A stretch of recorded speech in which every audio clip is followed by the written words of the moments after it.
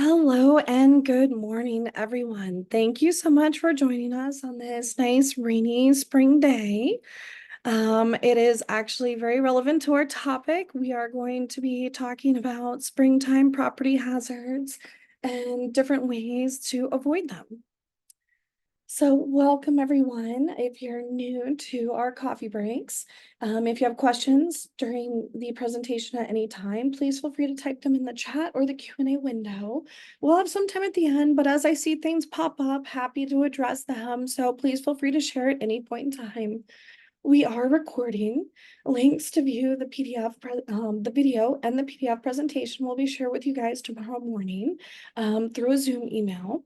And then for everything else, visit tristaterestores.com/BCB for the complete archive.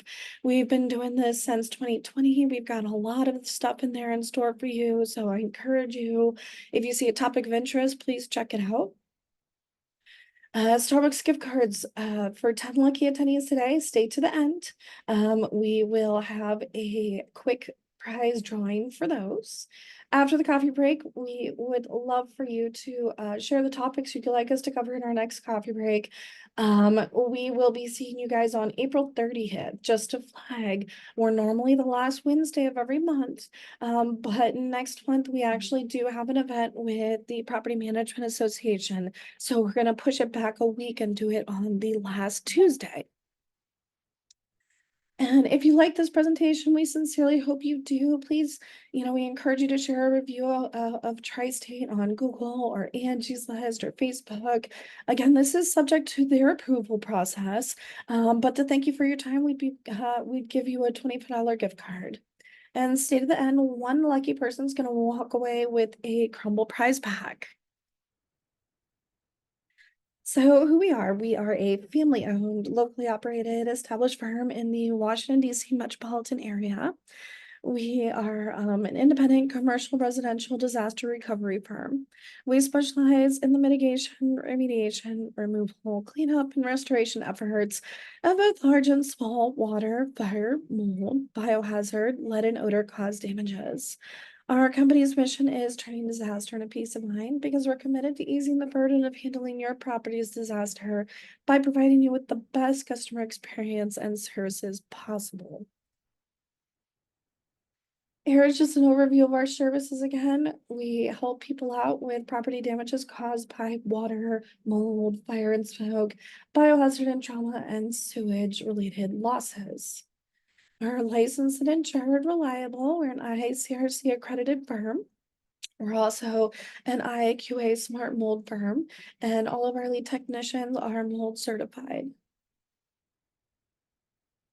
So what are springtime property hazards in the DMV? Today, we're going to be covering the spring fall melt, basically water water migration, foundation structural damages, mold and microbial growth, clogged gutters and downspouts, termites, grading and debris clearing. Everyone on today's call, even if they registered and didn't attend, will be receiving this guide, The Hidden Dangers of Springtime, how to avoid mold and water disasters. So I hope you all find this very, very helpful. Please feel free to print it, give it to your residents, share it with family members. There's a lot of great tips in here. We're going to go over some of them, but not all. So you should still get some good takeaways. And good morning, everybody. I see everybody in the chat. Thank you so much. I'm so glad everybody's been able to get in this morning. Preparing your properties for spring. So we're going to go over a brief inspection checklist of just the things that we notice as red flags that normally tend to lead to water issues if not taken care of. There's a lot you can do to make sure that when spring showers head our way, like today, that water makes it to the drain and not into your property. A little time spent now could save you a big headache later as the warmer weather comes in. Inspect the entire property as soon as possible. Look at your surroundings, foundation and basement, decks, patios, sidewalks, driveways. Ensure that they are able to resist water and that water can be directed away from the dwellings and buildings. Inspect your downspouts and eaves. Make sure that all downspouts extend away from structures and walls so that water drains safely away from your home and into your yard. Do you have a sub pump?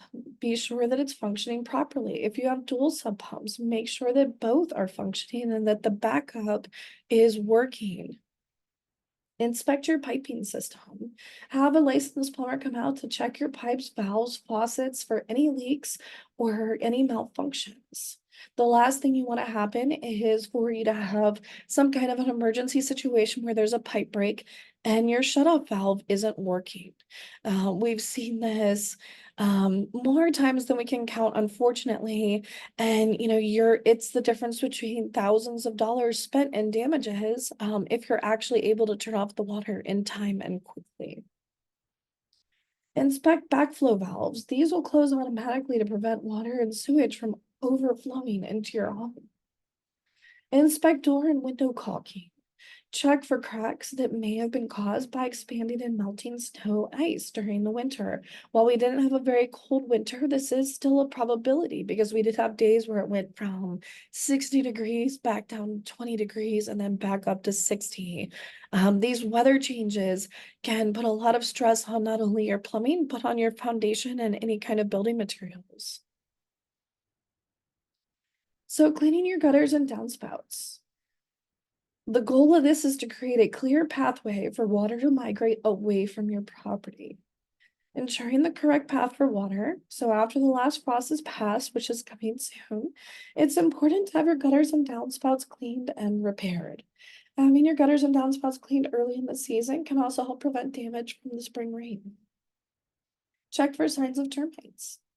Beginning in March through May or June, be on the lookout for these winged insects. Termites swarm in the spring. Look out for winged insects flying out of holes in your property's woodwork and call a professional to assist. Grading and debris clearing. Remove your debris and ensure proper grading. Trim your property's trees, shrubbery, and remove property debris like leaves and trimmings to prevent improper water migration during the spring rains. The best way to check that your grading is correct is to actually go outside and walk around your property while it's raining, like a day like today would be perfect. Look for the water's natural pathway and check for pooling around your foundation, drains, or other trouble spots. If you see pooling like what you see in this picture around this drain, that's kind of a red flag. That means that this water is going to try to travel the path of least resistance, which is obviously not into this drain because it's not high enough. Planting trees, bushes, and other wetland plants can also help divert water away from your property. Installation of French drainage systems is another way to steer the path of water migration away from your property. Foundation cracks. They're not all they're cracked up to be sometimes. Cracked foundations allow water to migrate into your property. You're going to want to perform a biannual inspection after the thaw and before cold weather hits. Necessary repairs to avoid unwanted moisture intrusion should be made to avoid microbial growth in damp areas once warmer weather hits. And what about our multifamily community friends we have on this call? Well, in a community association, multifamily building, or commercial building, spring seasonal maintenance projects can vary depending on the particular size and shape of one's property. Some communities, spring checklists may just consist of removing winter debris from the pits and planters out front, while others may require coordination with vendors to assist with cleaning and prepping swimming pools, tennis courts, playgrounds, checking plumbing, HVAC and electrical, clearing clogged drains, maintaining roofs, awnings, and more. And what do all of these have in common? Well, many of these property hazards lead to one major destructor, which is mold. The warmer weather plus humidity and rain equals perfect conditions for mold and microbial growth. So, what is mold and microbial growth? It's a general term for harmful microorganisms, including molds, yeast, and bacteria. Molds are fungi that can be found both indoors and outdoors. No one knows just how many species of fungi exist, but estimates range from tens of thousands to several 100,000 or more. Just like all living things, water is essential to the life of microbes. Molds grow best in warm, damp, and humid conditions, much like the DC area during the summer. They spread and reproduce by making spores. Mold spores can survive harsh environmental conditions, such as dry conditions that do not support normal mold growth, too. So, all of these maintenance tips are just really, really crucial. If anything, making sure you're getting eyes on site for all of your property systems at least twice a year will help, with the preventative maintenance efforts to prevent things like this from happening. Mold in springtime equals a perfect storm. Why is mold most apparent during spring and summer? Again, mold is caused by warm and humid conditions, and it's likely to grow and become a problem where there's indoor moisture and dampness, flooding, leaky roofs, improper ventilation, leaking appliances, high humidity, improper landscaping, creating, or most commonly, indoor plumbing issues. Because of the warmer weather, the heavy amount of rainfall, springtime creates the perfect storm scenario for mold growth. Here's just a nice slide, and this is a little bit of a preview into that guide that we're going to be sharing with everybody tomorrow. Is it mold or mildew? Well, both are fungi. They both love damp environments and can grow on virtually any surface. Both can also cause air quality issues and exposure symptoms, putting building occupants at risk of serious illness. These are just a couple of different pictures, looking at them with the naked eye and not, being trained in this sort of thing. They do look very, very similar. There are a couple of attributes that set them apart. Mildew will normally have a powdery texture. Its colors also vary. Their growth pattern, it grows flat on the surface, whereas mold burrows under the surface. You can remove mildew very easily with common household cleaning products, and that's the main thing that sets these two apart. Mold, on the other hand, must be removed entirely in order to prevent future damages from occurring. What are some common indoor molds? There are some of these that I cannot pronounce very well. I'm going to just give everybody the heads up, so I'm going to breeze through this one. But Cladosporium, Penicillium, Aspergillus, Stachybotrys, Escharterum. This is actually normally considered toxic black mold, quote unquote. That's probably the one most people have heard of. And how does mold affect me? Well, common effects include nasal stuffiness, eye irritation, wheezing, skin irritations, fever, shortness of breath, and sometimes lung infection and disease. If you are asthmatic or prone to any kind of lung infection, mold can be devastating to you and your household. Mold versus your property.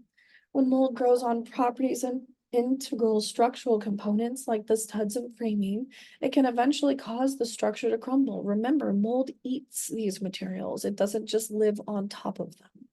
Mold will eat away at building materials like insulation, carpeting, and paper backing, and it quickly breaks it down to an organic matter, turning it into food. It is very important to safely remediate or remove mold when found.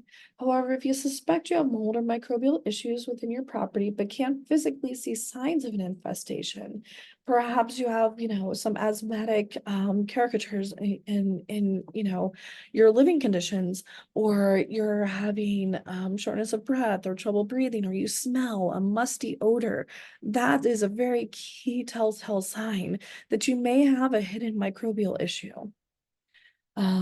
Having an air quality test done by a professional like Tri-State Restorations can help provide peace of mind. We also recommend having an industrial hygienist come out and do a full walkthrough of the property, and they can kind of put together a game plan for how to properly remediate the situation. Bleach versus mold. Mold and mildew are both fungi. While bleach is great at helping to clean up mildew, it is not the best choice for assisting with your property's mold remediation. The EPA does not recommend using bleach or vinegar to kill and remove mold. Bleach does not remove dead mold spores, which can become food for new spores. And last, bleach does not kill mold on porous surfaces, such as textiles or wood, because mold spreads its roots deep into these surfaces.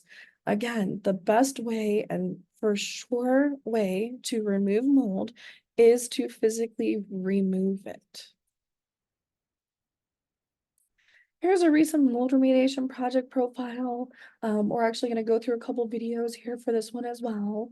Moisture migrated into the property through the cracks in the chimney in this residence. It caused a lot of destruction. On the left here, you can see it already started eating away at this framing. And it's actually discovered that this concrete here is also a delicious food source. We were able to help remediate. We had to replace some of the framing on this one, but we were able to properly remove every sign of microbial growth. This is what the chambers look like when we are properly removing mold. This is a negative air chamber. You can tell here, see how it kind of turns inward. This is what the negative air chamber should look like. That means that everything within this chamber is contained and we're not at risk of having mold spores or anything escape this chamber while the remediation process is going on. Here's the live work environment. There were 7 HEPA air filtration devices and 3 dehumidifiers with HEPA filters set under negative air pressure inside of this large containment to facilitate the air quality improvements. We can see our technician is just unzipping this doorway here so we can enter the chamber. There we have one of our HEPA filtration devices being ducted out the window. So it's cleaning the air and then pushing that clean air out. It's just another way that we're ensuring that the rest of this property maintains a safe level of air quality.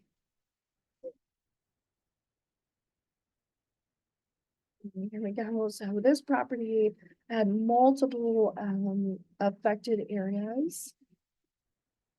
So we're about to walk into another room here. This is post remediation. Everything is nice and clean, ready for reconstruction efforts. You can see some of these walls were restudded. No signs of microbial left. Indoor mold can cause irreversible damage to fabric, upholstery, wood, and other building materials too. Here's what rainwater can do to a property. This is a commercial office building in downtown. They had a huge storm system hit. Water backed up through the kind of like cellar storage area of the property and flooded out their entire office. This is the before and after for us coming out and actually starting to remove the water and get that extraction process underway.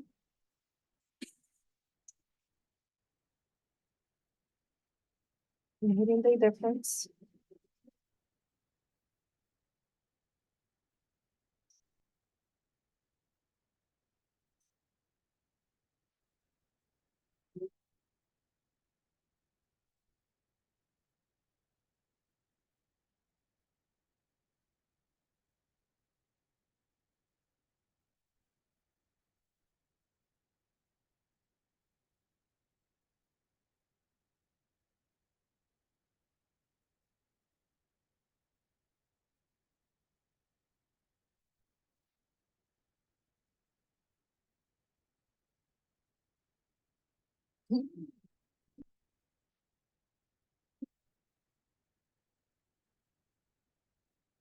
You can even see the floors doing the buckling here.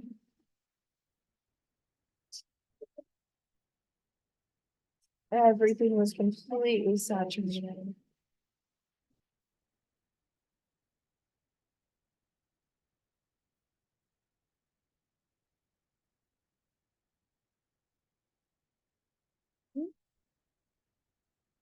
And that is the end of today's presentation. Thank you for hanging out with me. In closing, if you suspect you have a property hazard or require our assistance with water, fire, smoke, lead, or biohazard damages, give us a call. We're ready for you 24/7 to help turn your disaster into peace of mind. And now we have a few moments for questions here. Let's see here. Fatten, from your experience, is mold repair usually covered by insurance? Now, that is kind of a loaded question. I do see some insurance professionals here on the call who will probably agree with me on this one. It really depends on your policy, your coverage, and who your carrier is. It also depends on the state in which you reside. So in the state of Maryland here, mold coverage varies from property to property, policy to policy. We've seen some customers that have a cap on mold coverage where insurance companies say that, they'll cover up to a certain amount, but then the homeowner is required to pay whatever the difference is. We also have some customers where unfortunately they're denied coverage because mold is generally seen as neglect.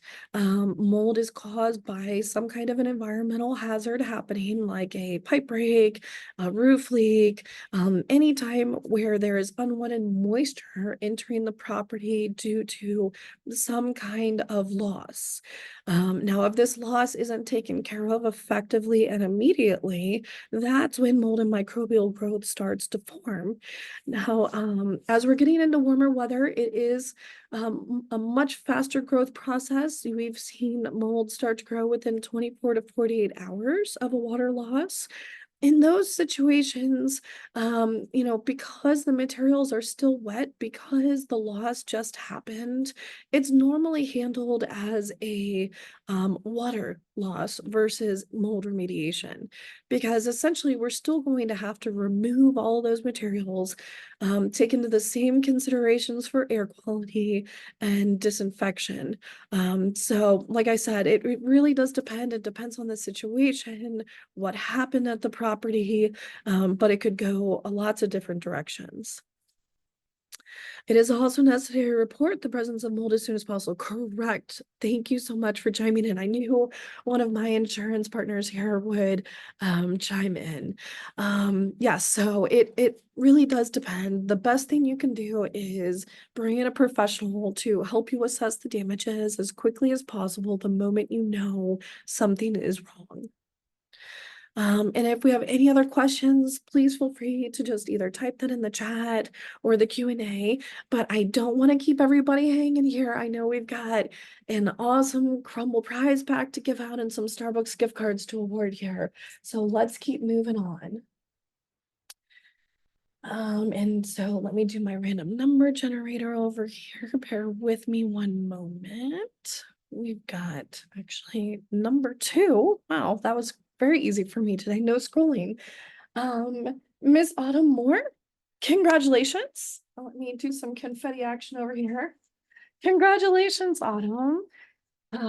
You just won yourself a Crumble prize pack. I will be reaching out to you offline to arrange the delivery of this gift. Congratulations, my dear. I truly appreciate you joining us today. Now, I'll let everybody get their congrats out of the way so everybody has their typing fingers free. Let me know one thing you learned in this presentation, and I will get you a $5 Starbucks gift card. Oh, you guys are on it this morning. Michelle, don't forget to address leaks, dry it out fast. Correct. Molds are fungi that can be found inside and out. Correct. And then something important to note is not all molds and fungi are hazardous to our health. Some of them are actually very beneficial to our outdoor environments. French drains help migrate water away from your home. Perfect. I don't think I truly knew the difference between mold and mildew. Now I'm enlightened. Awesome, awesome, Stephanie. Yeah, check out the guide when I send that out tomorrow. That goes a little bit more in depth on the differences between mold and mildew and how to keep yourself safe from both. All right. Oh, darn, I'm hungry. I want to win. Oh, sorry, Karen. There's always next month. Don't worry. We always have great prizes. We will make sure that you get your cookies at some point. Okay. Well, congrats again, Autumn. Without further ado, I'm going to go ahead and call wraps on this. Please remember to help us plan for future coffee breaks. What would you like us to feature in 2024? Ask us the questions. Please complete the post-event survey as soon as this wraps up and let us know. I want to make sure that these presentations are catered to you guys, so I'm helping to address all the questions and concerns that you guys have. And be sure to connect with us. Make sure you have our phone number handy in case of emergency. Again, we are here 24/7, ready to help you and your property. Visit our website for the full archive of these virtual coffee breaks and follow us on Instagram, Facebook, and LinkedIn. Thank you all again so very much for joining us. I hope to see you next month. We will see you Tuesday, April 30th. Look out for that invitation. Thank you all. Take care.